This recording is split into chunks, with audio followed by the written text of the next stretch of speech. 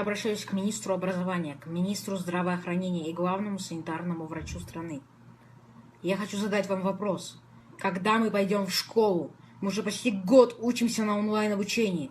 Почему мы не можем учиться нормально? Пик коронавируса прошел. Почему барахолки работают, а школы нет? Торговые центры работают, а школы нет? Неужели шмотки важнее образования? Почему рестораны открыты, бары открыты, а школы нет? Неужели право взрослых поесть и выпить важнее учебы детей? Мы имеем полное право на нормальную учебу по Конституции. Почему нарушаются наши права? Вместо школьного образования мы имеем жалкое подобие. Верните нас в школы. Вы, чиновники, наверное, думаете, что раз мы дети, то с нами можно как угодно. Мы же не выйдем с демонстрациями на улице. Я призываю всех детей, кого тоже достало это дурацкое онлайн-обучение, запишите обращение к чиновникам.